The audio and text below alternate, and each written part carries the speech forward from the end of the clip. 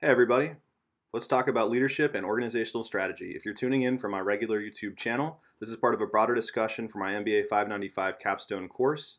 I'm going to be talking through a paper written by Matthew R. Fairholm, PhD, from the Farber Center for Civic Leadership, and it's appropriately titled Leadership and Organizational Strategy. So as we get started, I want to highlight some of the key concepts from the paper, specifically define strategic planning, and then later we're going to make some connections to my own work as operations lead for Apple. And as we tie things all together at the end, I'd love to hear your feedback and comments, but let's get rolling. So kicking things off, strategic planning, in contrast to strategic thinking, is more focused at looking at how tactics link up to corporate and strategic goals. It's more upward focused. People will describe a lot of these behaviors of strategic planning to managers. We're going to then pick apart exactly what it means to be a manager versus being a leader.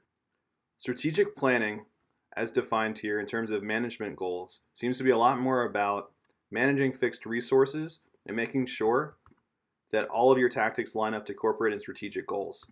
So when we're talking about this, we're talking about budgeting, we're talking about fixed resources. This would be a classical sort of management approach. In this capacity, the paper is geared a little bit more towards public policy. So this is the example of a city trying to repave downtown Main Street. That said, it's painted in broad enough terms that I believe everything from this paper would also translate very seamlessly into the private sector. So strategic planning is great. Strategic thinking is a little better, and I'll be diving into that in a little bit here too. But the main underlying differentiating factor between strategic thinking and strategic planning is the recognition of context and seeing big picture. It's identifying key or underlying issues in complex situations. And that's really where leadership comes in. A little while ago, I painted a portrait of leader versus manager. I think both are great, to be honest. When you really think of a leader, there's someone who sees things big picture and can fill the sort of philosophical side of things. So later in this presentation, I'll be talking a little bit more about philosopher leader versus technical expert, which, I mean, honestly, that could be its own video on its own. But regardless, for strategic planning, think of it as a good thing, but think about it as classical management. And as we dive into strategic thinking, think about leadership, what you'd look for in a really good leader. Transcending manager, we're looking at leader. So strategic thinking, it's really all about ensuring that meaning and purpose are diffused throughout the organization. It's upward focused and helps develop goals and tactics that meet business needs. And this is where you'd really think of someone who's a leader. I think we all can look back at history and see a lot of great leaders. I think in the business community, you can identify great leaders too. These are leaders who add value to the organization that's diffused all the way down. A lot of them also are able to paint the why behind what they do in a way that really captivates people. It's easy for me to go to Apple as an example of this as an employee of Apple. But I think part of what made Apple so successful during the Steve Jobs era was he was able to paint a how and a why that a lot of technology companies really didn't have. I think you see a lot more of that now. I think the entire idea of vision-centric leadership has become way more popularized.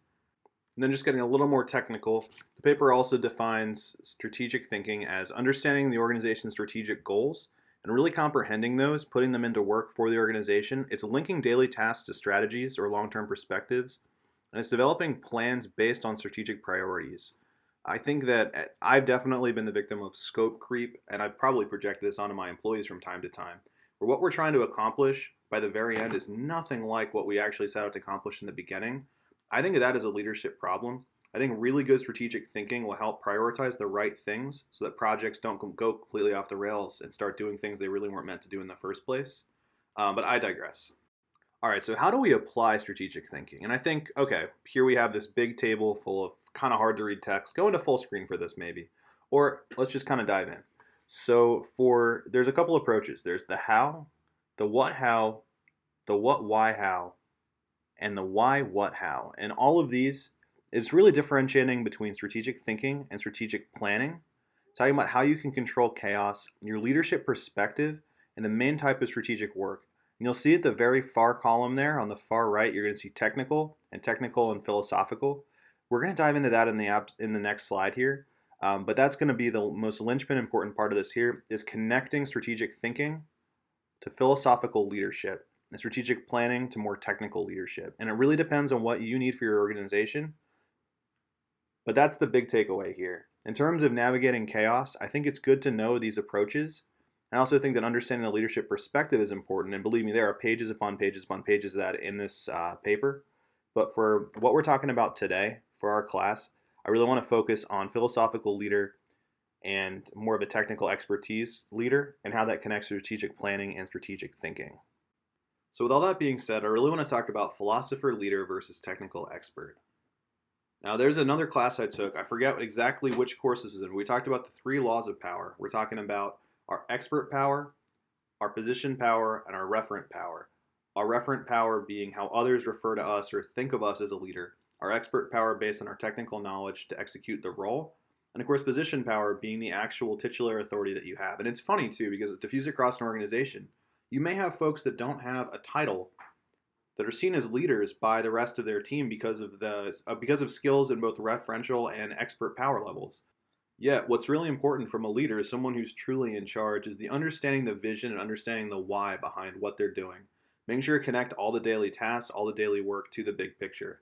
I think for a lot of folks that think about work, as just a collection of tasks you do till you go home, that's where I think there's a need for a leader to help better define exactly what you're doing and why.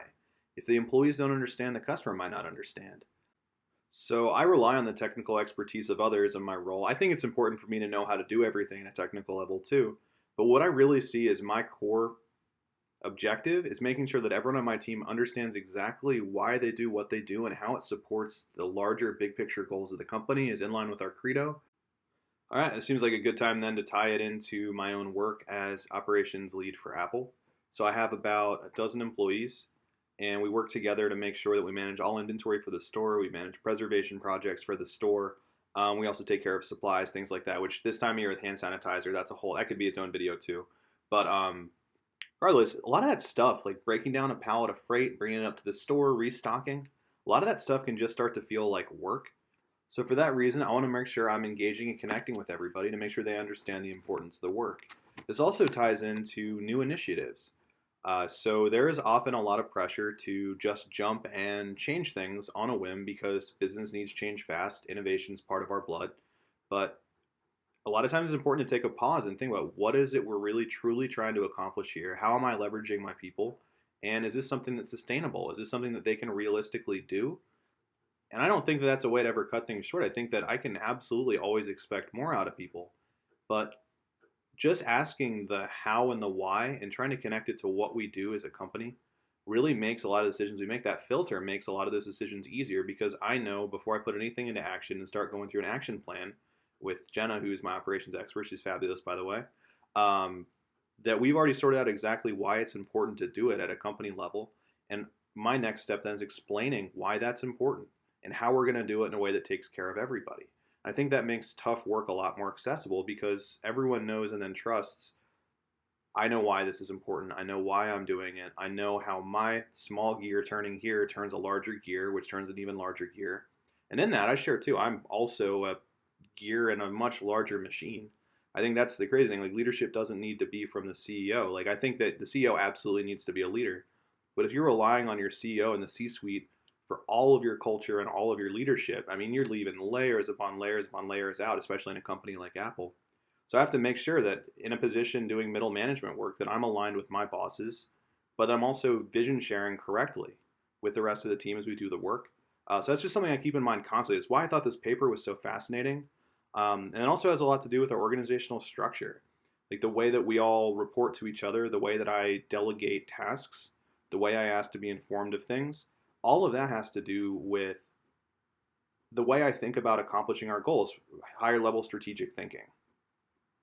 So I hope you found this interesting. I'd love to hear from you in the comments. I'd love to get your feedback as a class. Definitely don't think this is my most polished video yet. I'm still working on some mic quality stuff. But if you think leadership is interesting, if you want to talk a little bit more about leadership philosophy, please subscribe. I think that'd be fantastic. And lastly, let's check out these references. Don't just take my word for it. But thank you for your time, and I look forward to hearing your thoughts.